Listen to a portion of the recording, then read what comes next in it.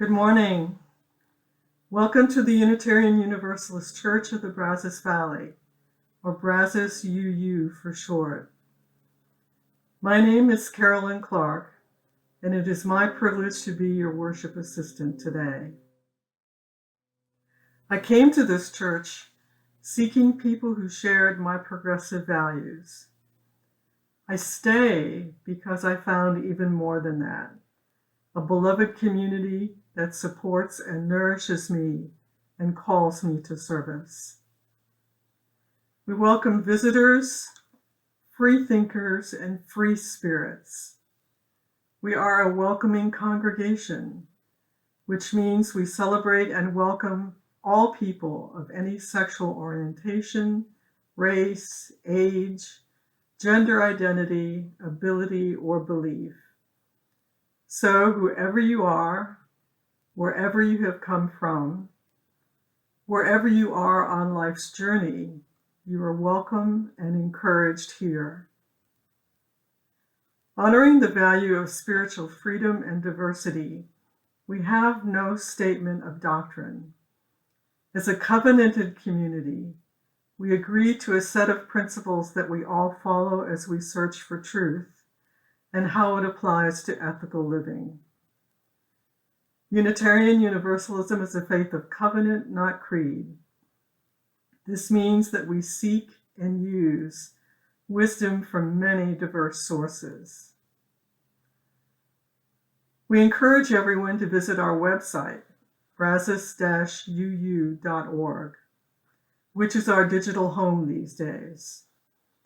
During this time of pandemic, and in the midst of our planned building project for our new church, the website and these weekly services are our only home. As you can see from our website, the Brazos UU is always open to new directions, new ideas, and new partnerships.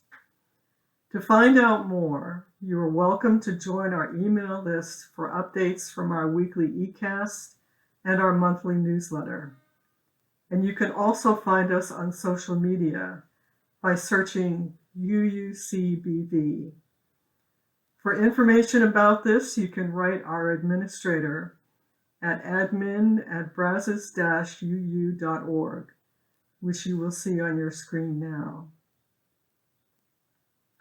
If you are interested in getting involved in the life of our church, you can find plenty of information on our website. If you would like to contribute your musical talents, if you have a great story to share about your life's journey, or if you have a passion for social justice, we would love to hear from you.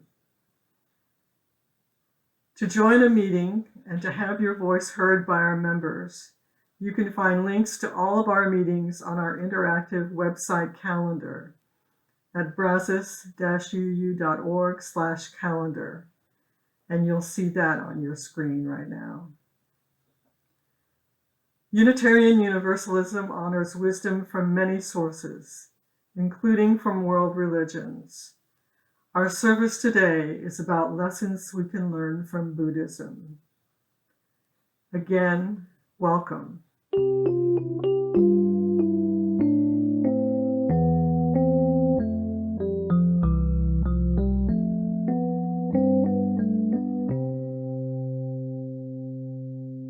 Come into this circle of community. Come into this sacred space. Be not tentative. Bring your whole self. Bring the joy that makes your heart sing. Bring your kindness and your compassion. Bring also your sorrow, your pain. Bring your brokenness and your disappointments. Spirit of love and mystery, help us to recognize the spark of the divine that resides within each of us. May we know the joy of wholeness. May we know the joy of being together. Let us worship.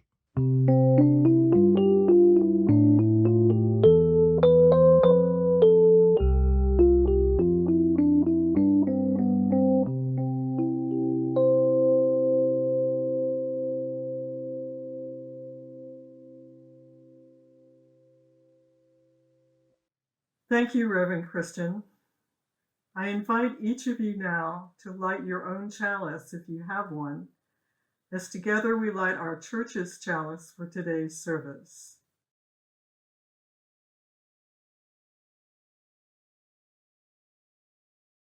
Please say our chalice lighting words with me. We light the chalice, the symbol of our Unitarian Universalist faith, as a beacon of hope for all who seek justice, dignity, and compassion, and in celebration of the life of truth and meaning we share together.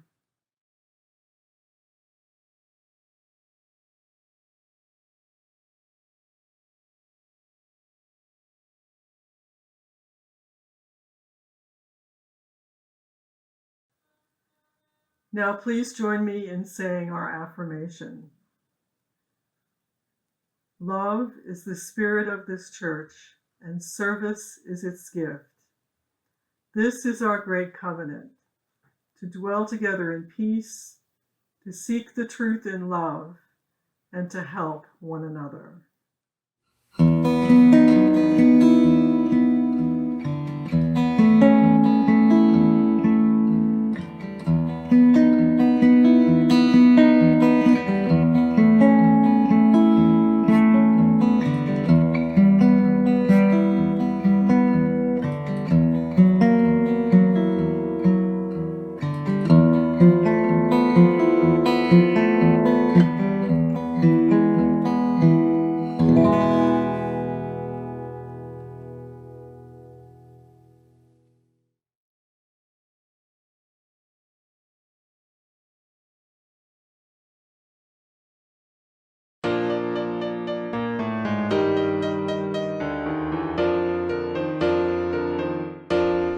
Now let us sing, sing to the sing, sing, sing. Now let us sing, sing to the sing, sing, sing. Lift up your voice, be not afraid. Now let us sing to the power of the faith within. Now let us sing, sing to the sing, sing, sing. Now let us sing, sing to the sing, sing, sing. Lift up your voice, be not afraid. Now let us sing to the power of the hope within. Now let us sing, sing, sing, sing. Now let us sing, sing, sing, sing. Lift up your voice, be not afraid. Now let us sing to the power of the love within. Now let us sing, sing, sing, sing. Now let us sing, sing, sing, sing. Lift up your voice,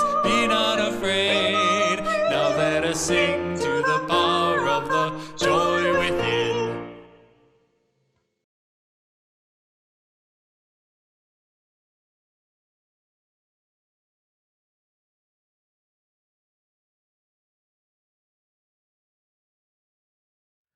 Our Time for All Ages is perhaps the most famous of the Zen koans. These are short stories that are often not easy to understand at first glance and may have multiple interpretations. This one is called The Man and the Tiger. A man walking across a field encountered a tiger. The man fled, running as fast as he could go, with the tiger chasing fiercely after him. The man came to the edge of the field, and it was a cliff. He leaned over the edge of the cliff, grabbed a vine, and swung down against the cliff face. The tiger appeared above him, sniffing and pawing, never taking its eyes from him as it paced above his head. Terrified, the man looked down far below to the bottom of the cliff to see if there might be some means of escape that way. But what was this? Another tiger had appeared and was looking up at him, swishing its tail, licking its chops, just waiting for him to fall. And just then, two mice, one gray, one white, emerged from cracks in the cliff face. The mice skittered about, sniffing, and then, with their tiny bites, began to gnaw away at the vine the man was hanging from.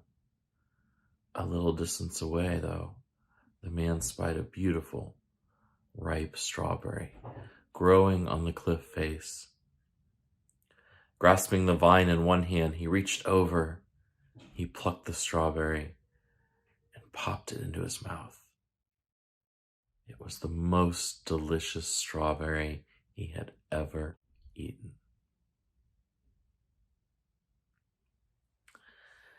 And so ends our time for all ages this morning. I hope you ponder this koan, think about its meaning, perhaps even send me an email or drop me a line with your thoughts about it.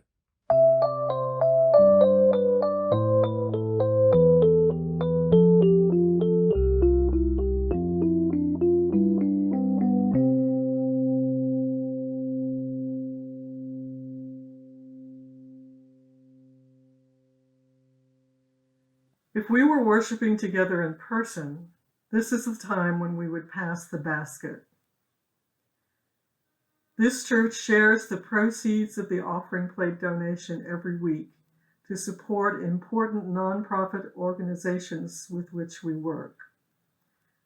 This month, we are proud to support the Brazos Valley Food Bank. Because of the economic crisis caused by the pandemic, the need for food in our community is great, and that need will only grow. Please be as generous as you can.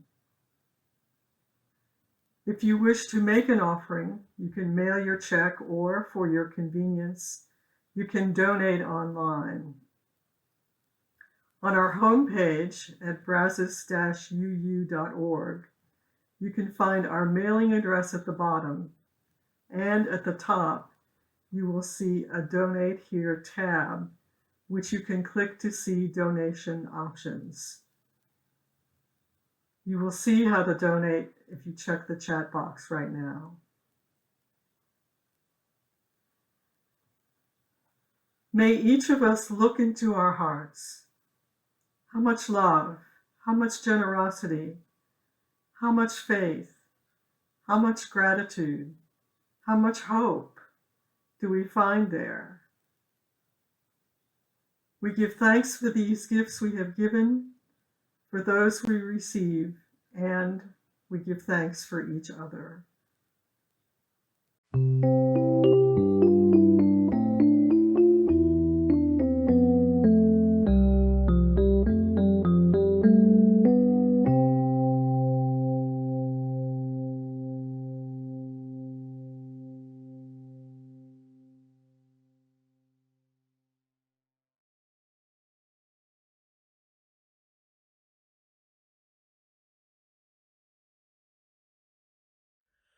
I invite you to take a few moments to prepare yourself for our time of prayer and quiet contemplation. So get comfortable in your chair or wherever you are. Relax those muscles, get any wiggles out. Attempt to still your busy mind. We'll begin with a time of silent reflection, followed by a prayer by Kyle Johnson. Let us enter into the silence now.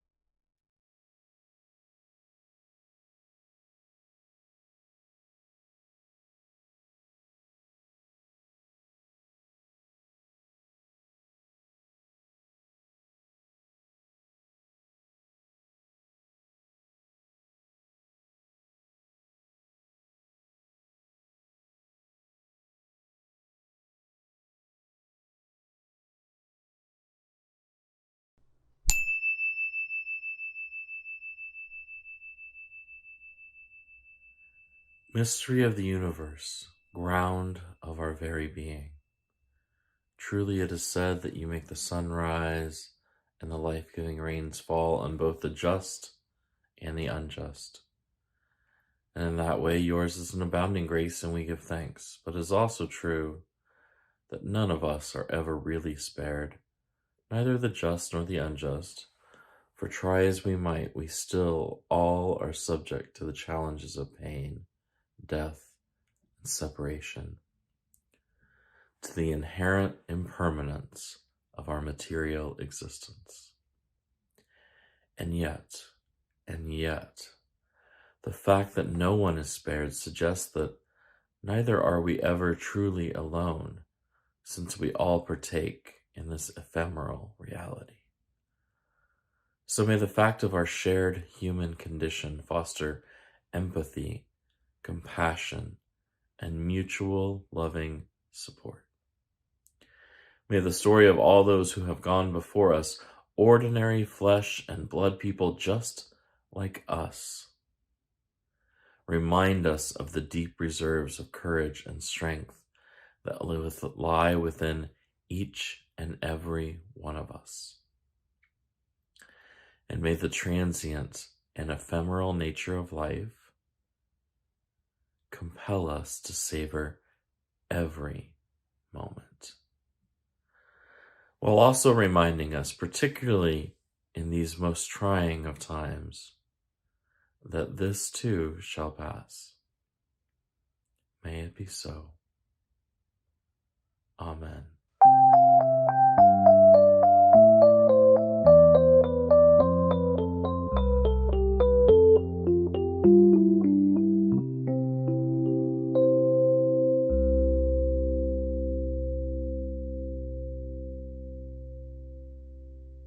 As we do every week, we take now a time to share those joys, sorrows, and concerns most on our hearts and minds.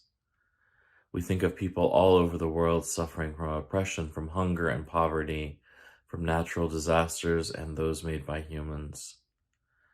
We remember too that all lives matter, but especially Black Lives Matter, because in this country, until Black Lives Matter, all lives will not truly matter. We lift up all of those suffering the effects of the coronavirus as conditions worsen, as cases rise, as more people die. We think of those directly affected by it, and those caring for those who have it, and caring for those at home in order that they might stay safe. We think of all essential workers, of medical professionals, of teachers, of those in the food service industry, and others who are working in order to keep us all safe.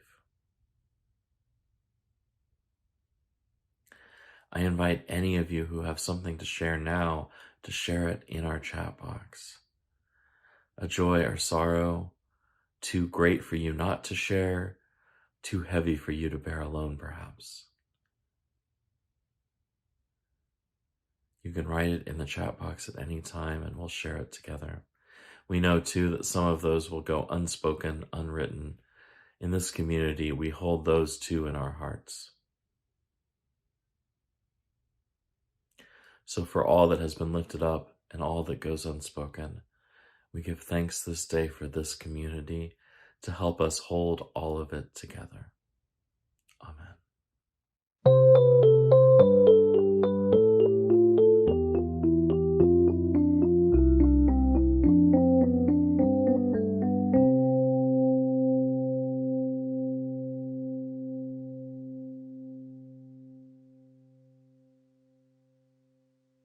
Our reading today comes from Reverend James Ishmael Ford. He's a Unitarian Universalist minister and a Zen priest.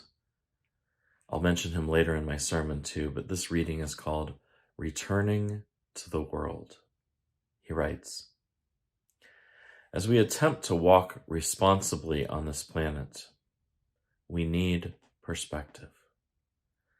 If we hope to make a difference, we need a place from which to act. What are the Buddhist insights that can make our lives deeper and more productive? This is the purpose of Zazen, that is sitting, and koans, like the story I told you earlier. I walk down to the corner store and get a quart of milk. I sit in the playground and sing a silly song with the children. The point is to return. To find our depth is to return to daily life. We wander the world to find that wisdom is always here, is always right at home. This is the secret of the Zen way. We sit quietly or walk quietly. Perhaps we engage koans. We visit with a friend. To sit on a hillside with the rivers and the earth, the grasses and the trees, and enjoy that full round moon shining overhead is the fullness of Zen, and indeed the fullness of our humanity.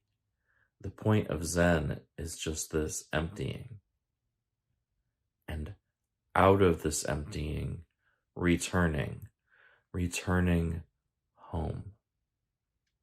Our personal identities are exactly identical with the great emptiness. We must learn this truth with our bodies and our minds complete. To find genuinely open hands, we must come to know ourselves. There is a great deal to this returning with open hands. There is an ethic of enlightenment. There are many consequences to our realization that in one aspect of genuine reality, we are all one. When we truly attend, we may discover some of how it can be done profitably. The way of intimacy is a way of respect and beauty and grace. All I want to do is remind you, my friend, of the beauty and grace of this moment. This is home, the very place where we find wisdom. This moment reveals what needs to be done and what can be left undone. Whatever traditions we claim, whatever religion we embrace, this moment shows its truth. This right here and now moment is the great play of existence, of life and death, of all that was and is and shall be. This very moment is both the doorway to heaven and heaven itself. Our teachers and friends who have walked the way before stand at the door beckoning to us. They give us a broad wink. A crooked finger wiggles at us, beckoning us, welcoming us. All we need do is step through. And so ends our reading.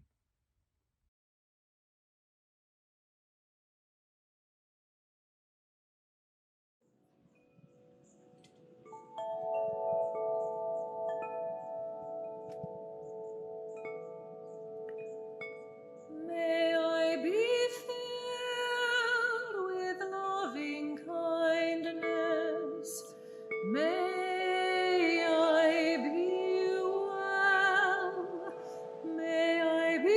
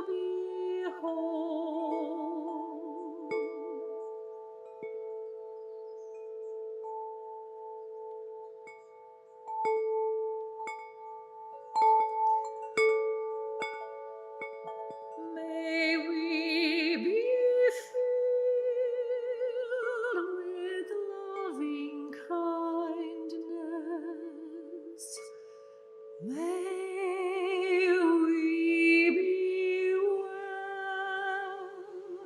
May we be filled with loving kindness. May we be well. May we be peaceful and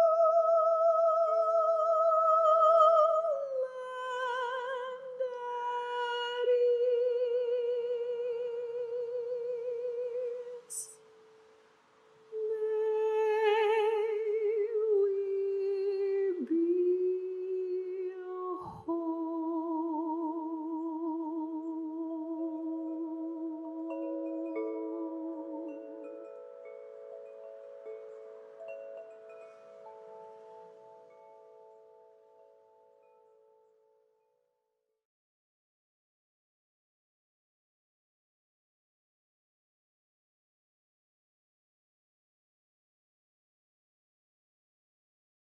Let's start with this. I'm not an expert.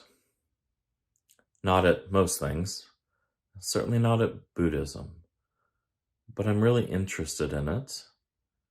And I've learned some. And I find it to be a really powerful alternate perspective to a lot of what we hear in our culture. Few of us here would consider ourselves truly Buddhist or have a consistent Buddhist practice even. And particularly as Westerners looking at a faith with roots in Asia and among people who have been colonized, it behooves us to take care in how we engage with something like Buddhism, which is an old religion, a religion with great breadth, with long roots in the world, and with hundreds of millions of adherents, not all of whom agree with one another about their religion. And at the same time, our religious tradition calls us to honor and respect the wisdom of many religious traditions. Indeed, some of the first Westerners to truly engage what we often call world religions were among our forebears, among our Unitarian and Universalist people who came before us. In this month, we're going to explore several religious traditions that are not entirely our own, yet inform our own. Some of them have prominent religious observances later this month, hence our engagement with them. Judaism, Christianity, earth-based traditions, all with prominent things going on soon. For many Buddhists, this week marks Bodhi Day, the commemoration of the day that Siddhartha Gautama received enlightenment and became the Buddha. The date is slightly complicated since traditionally Buddhists used a different calendar than the one most of us use, and there's some agreement about how to translate it to modern calendars, but many Buddhists mark this on December 8th. Now, I've spoken about the Buddha before, though of course there are many Buddhas. But the Buddha, he was a wealthy prince, sheltered away from the world, who finally came to learn of the suffering that so many people were experiencing just right outside his palace. He was so struck by this that he changed his life completely, giving up wealth and seeking enlightenment. Now, in what he learned and what he taught, I've found a few things that speak to me. The things I either have learned or am really still struggling with and learning from Buddhism are this: impermanence and the reality of suffering, much about the importance of spiritual practice, and the idea of loving kindness. And I'm going to talk about all of these today in brief. Impermanence. I learned a lot, almost by accident, about Buddhism, especially the Zen strain of Buddhism prominent in Japan, during the time I spent a decade ago in Japan. Now, nominally, I was there to study Shinto, the native religion of Japan, and I was at Tsubaki Grand Shrine for most of my time. It's a 2,000-year-old shrine in central Japan, sort of out in the middle of nowhere in the woods underneath a mountain. It has a long-standing relationship, the shrine does, with the Unitarian Universalist Association through a larger organization called the International Association for Religious Freedom. Now, Shinto is worth a few sermons too, at least, and I'll speak about that at some point. But one of the interesting things I learned during my trip was about how closely intertwined Zen Buddhism and Shinto have been throughout the last 1,000 or so years of history in Japan. At Tsubaki, there is a large and prominent Buddhist temple. Most Japanese, indeed, observe both Shinto and Buddhist rituals and holidays, at least to some degree. I also visited some other prominent Buddhist sites, notably Ryanoji Rock Garden, one of the most famous of what we usually refer to as Zen gardens. That is, a collection of large rocks, sometimes plants too, but seemingly placed haphazardly in a large yard of gravel. The placement is anything but haphazard. It's carefully constructed with groupings, not always obvious lines of symmetry, and then there's gravel which covers most of the yard. Into the gravel there are designs drawn in with a rake, over and over. Never quite the same, but following rules and principles, not just the whims of whoever does it that day. Part of the beauty of it is both its harmony with nature on the one hand, and the work it has done to be so precise. It's also very intentionally not designed to stay. The pattern is just a little bit different every time. Nothing is permanent. And so is everything. Some of our biggest struggles as humans, if I can be so bold to say so, is when we wish for things to stay just as they are, despite knowing that can never really be. So I'm excited, as I keep saying, about our bold foray into building a new religious home for our church community. Though I imagine many of us would have liked to stay in our beloved former home if that had been possible. Change is inevitable. What we do about it is not. A central idea to Buddhism is the reality of suffering. I both feel like I've said a lot about what we might call the reality of suffering in our world already to you. And I also feel like there isn't enough that can be said. There is so much. Poverty, war, oppression, hunger, spiritual crisis, mental and physical illness, racism, homophobia, so much more. Our climate crisis. We are deeply entwined in systems that cause and perpetuate these problems.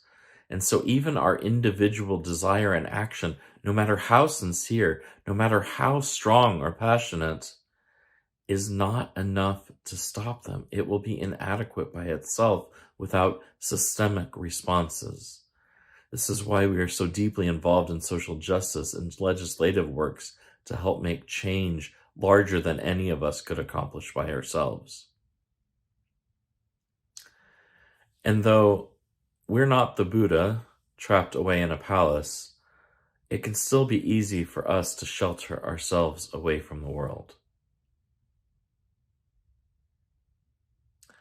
None of us live in that grand palace, no, and none of us have dozens of servants, but we shield ourselves in other ways from the reality of suffering. A professor of mine, Dr. Benjamin Valentine, now teaches at the Boston University's College of Theology. He liked to tell a story. He would say, "Every time I go to the store to get some canned pineapple, I say a prayer as that beep happens, as the checker scans it." "Why, doctor? Why do you say that?" we would ask. "Because though there's nothing wrong with buying a can of food, I know that the pineapple inside came from a farm far, far away that is slowly destroying the climate of some tropical place.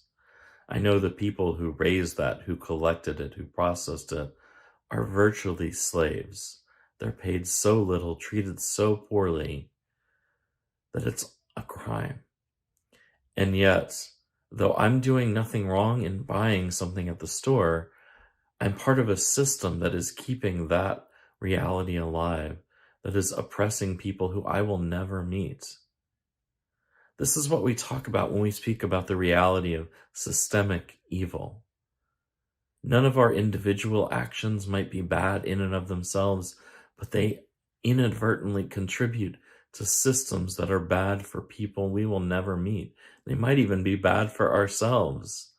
When we burn fossil fuels, we are contributing to the reality of climate change, no matter how much we might wish it were otherwise, no matter how little other opportunity we might see.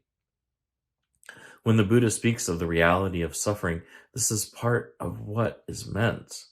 We're all part of systems that cause suffering, and it's so difficult to change. And yet change we must. A part of what can help us with dealing with the spiritual reality of suffering is spiritual practice. My friend and colleague, Reverend James Ishmael Ford, whose reading we heard earlier, is a practicing Zen Buddhist, and not just a Buddhist, but one who teaches too. And a big part of that practice is sitting. That is, spending a lot of time sitting in serious meditation. I confess that the times I've tried this practice of sitting meditation, it's not done a lot for me. But perhaps that's either because it's not the right practice for me, I suspect that's true, or because I haven't given it the right effort. Maybe true also. But in any case, the importance of spiritual practice, of being deeply and consistently invested in a way of improving my spiritual life, has become clear to me, both from my own experiences and from people like Reverend Ford, whose work has shown us that this is true. In a lovely essay from one of his books that was excerpted in UU World several years ago, the book is called "If You're Lucky, Your Heart Will Break: Notes from a Zen Life." Excuse me. He writes about his Zen Buddhist practice. Here's a quote.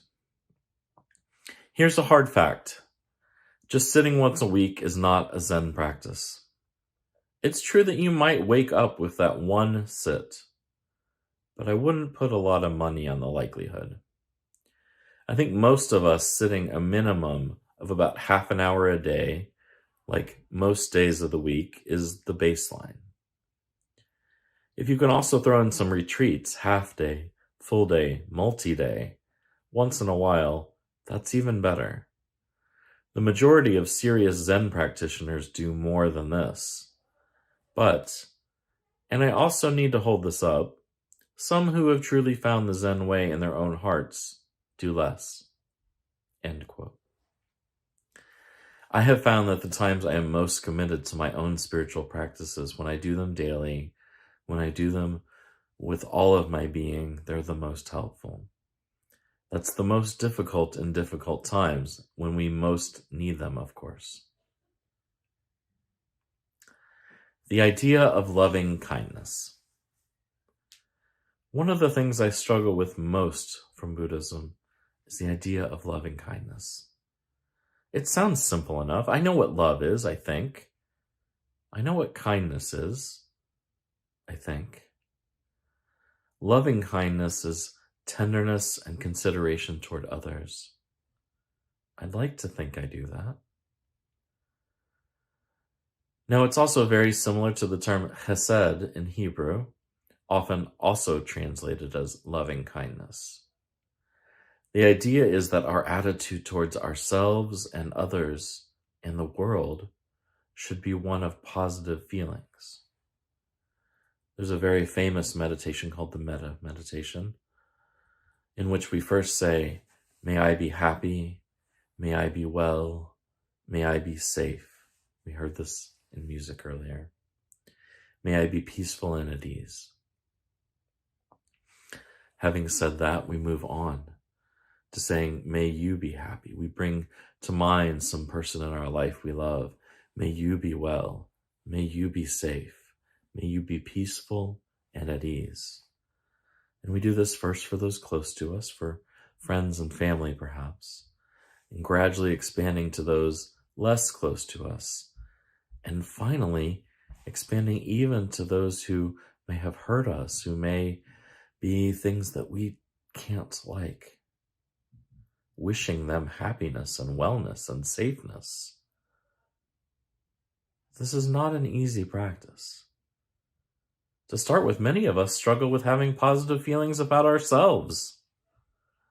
To have an attitude of loving kindness just towards ourselves can take work. Then to have an attitude of loving kindness towards others, well, for some people that's easy.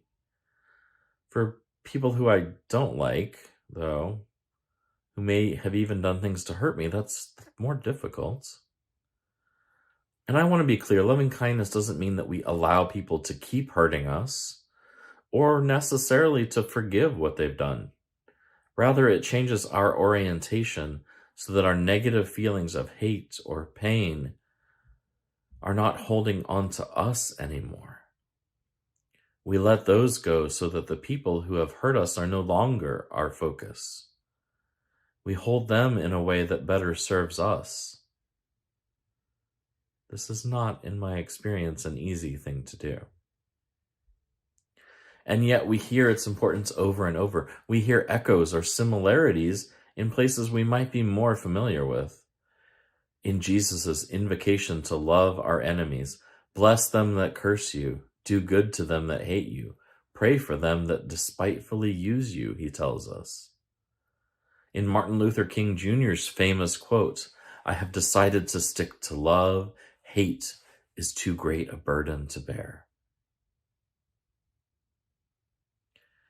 In this time in our world, a little more understanding and collaboration between different people and faiths can only help us all.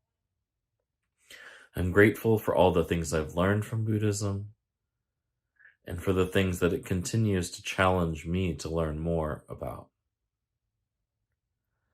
And so, my Unitarian Universalist friends, may all of us seek our sources of wisdom, new ones and old, and accept wisdom where we find it.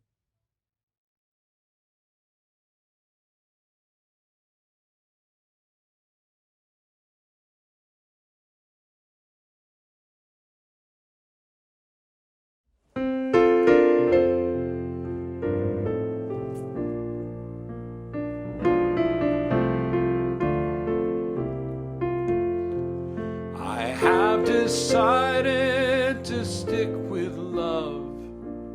Hate is too great a burden to bear. I have decided to stick with love. Hate is too great a burden to bear. I have decided to stick with love. Hate is too great a burden to bear. I have decided to stick with love.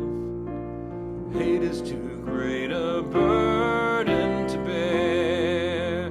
Love is gentle, love is kind. Love is the only answer in hard times. Hate solves nothing and brings us down. Love is the only thing that turns it round. I have decided to stick with love. Hate is too great a burden to bear. I have decided to stick with love. Hate is too great a burden to bear.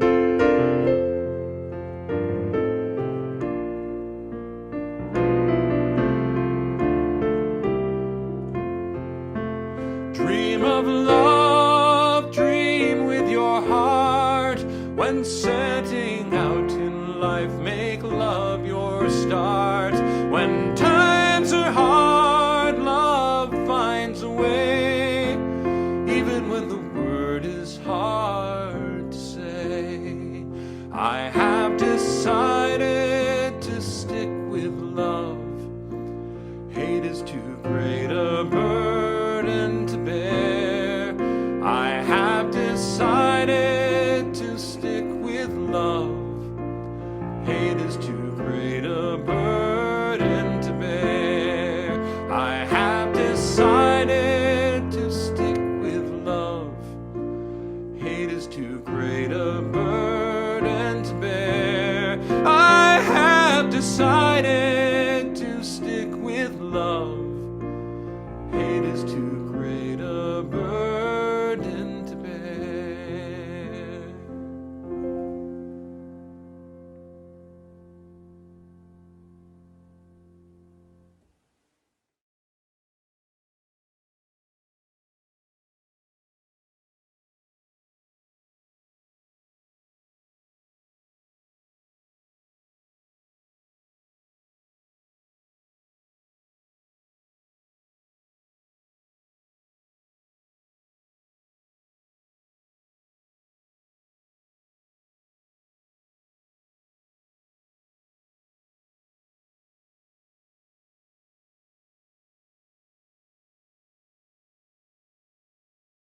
Now please join me in extinguishing the chalice. We extinguish this flame, but not the light of truth, the warmth of community, or the fire of commitment. These we carry in our hearts until we gather together again. Thank you.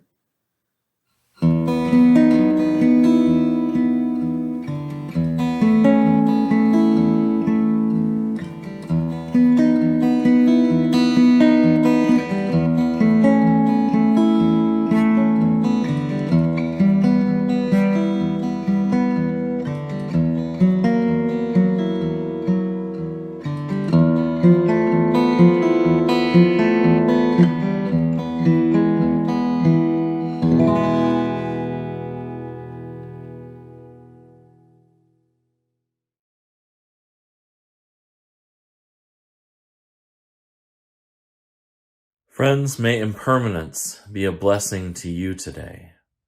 May the reality of suffering be known to you. May you engage deeply in the spiritual practice that speaks most to you. And may you give and receive loving kindness over and over and over. Our worship is ended and our service begins.